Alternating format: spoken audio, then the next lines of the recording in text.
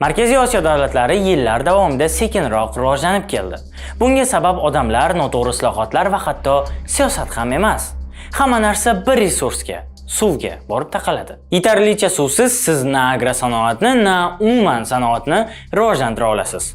Eng qimmatli resurs bo'lgan ishchi kuchi bo'la turib ham suvsiz siz ularni ish bilan ta'minlashingiz qiyin. Bugungi bu holat umuman boshqacha bo'lishi mumkin edi. Agarda 50 yil oldin biz uchun juda ajoyib bir loyiha to'xtatib qo'yilmagandi. U loyiha sharofati bilan bugun Orol to'la bo'lardi.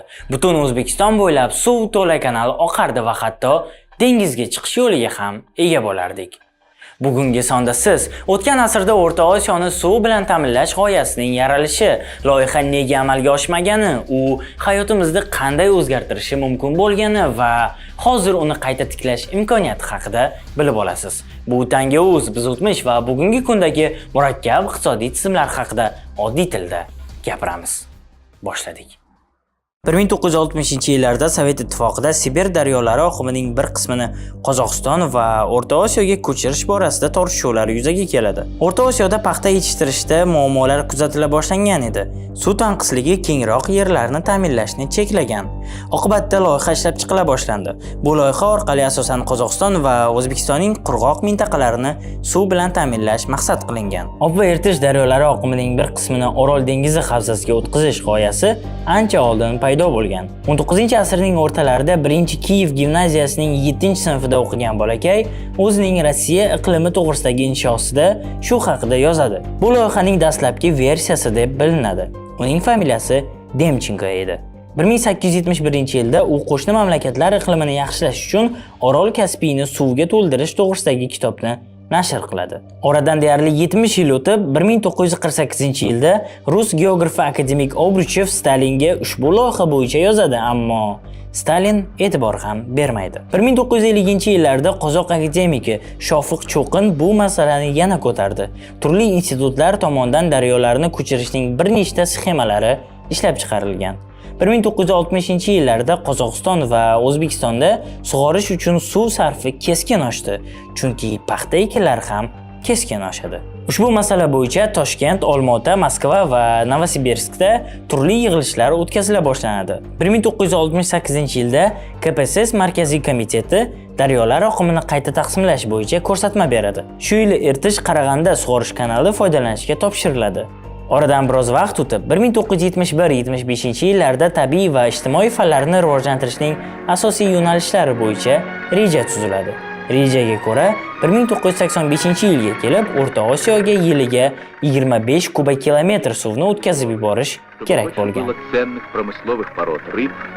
В бассейне моря по 7-летнему плану ведутся большие работы. Loyiha ajoyib edi.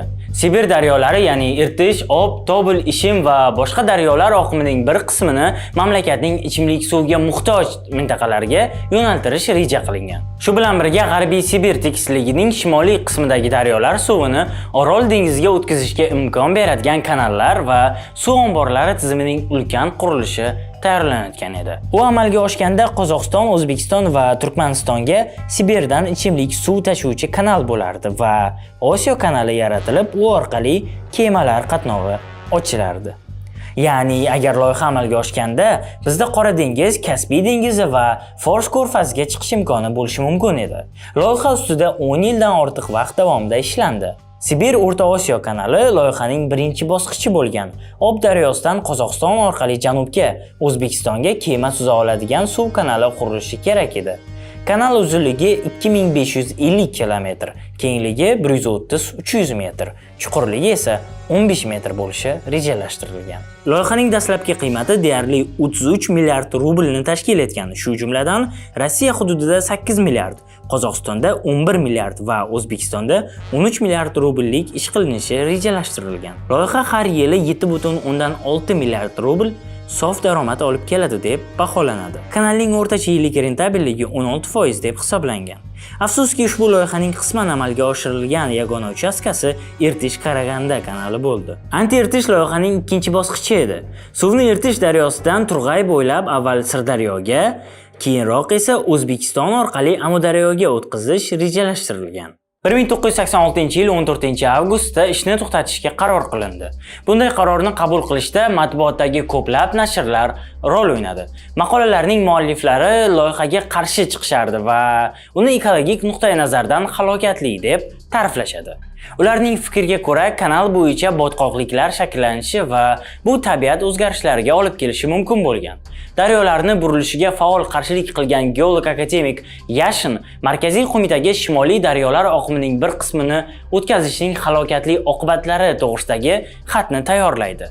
Bir guruh akademiklar esa unga imzo qo'yishadi. Akademik Pantriagin loyihani tanqid qilib, shaxsan Gorbachyovga xat yozadi. Ekologlarning fikriga ko'ra, bu loyiha to'liq amalga oshirilsa, bu suv omborlaridagi suv qishloq xo'jaligi va o'rmon yerlariga toshishi, kanalning butun uzunligi bo'ylab yer osti suvlarining ko'tarilishi oqibatida yaqin atrofdagi aholi punktlari va avtotrassalarni suv bosishi, Ob daryosi havzasida qimmatbaho baliq turlarining nobud bo'lishi, bundan tashqari Sibir shimolidagi mahalliy oz sonli xalqlarning an'anaviy turmush tarzining buzilishi, Shimoliy muz okeani suvlarining sho'rlanishini oshishi, muz qoplamining o'zgarishi, Qozog'iston va O'rta Osiyo hududida kanal trassasi bo'ylab botqoq va sho'r botqoq massivlari shakllanishi, kanal o'tishi kerak bo'lgan hududlarda flora va faunaning tur buzilishiga olib kelishi mumkin. Bu sabablar yetarli bo'ldi va loyiha to'xtadi.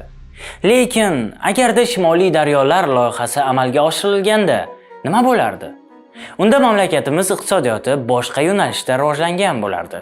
Suv o'sishga to'siq bo'ladigan cheklov bo'lmay qolardi. Bugungi kunda deyarli barcha strategik qarorlar qishloq xo'jaligini kengaytirishdan tortib sanoatni ishga tushirishgacha u yoki bu tarzda suv masalasiga borib taqaladi. Suvning hajmi va kutilmalar masalasida muammolar paydo bo'ladi. Shimoliy daryolar amalga oshganda suv tanqis resursdan doimiy resursga aylanardi. Ya'ni davlat va biznes 3-4 yillik rejalar emas, balki 20-30 yillik rejalar qurardi. Rivojlanayotgan iqtisodiyot uchun bu muhim. Birinchi navbatda albatta qishloq xo'jaligi o'zgarardi. Gap dalalar ko'payishida emas, kafolatlangan suv ta'minotida agrar sektor qimmatroq va talabchan ekinlarni yetishtirish, qayta ishlash, saqlash va tashish imkoniyatiga ega bo'lardi. Qishloq xo'jaligi past daromadli eksport manbai bo'lishdan to'xtab, yuqori qo'shilgan qiymatli zanjirning bir qismiga aylanardi. Bu o'z-o'zidan hududlardagi aholi daromadi va bandligiga ta'sir qiladi. Bundan tashqari sanoatimiz ham ancha yirik temp bilan o'sardi. Barqaror suv ta'minoti sanoatni poydevori. Har qanday yirik sanoat, ayniqsa qayta ishlash sanoati katta va doimiy suv hajmini talab qiladi.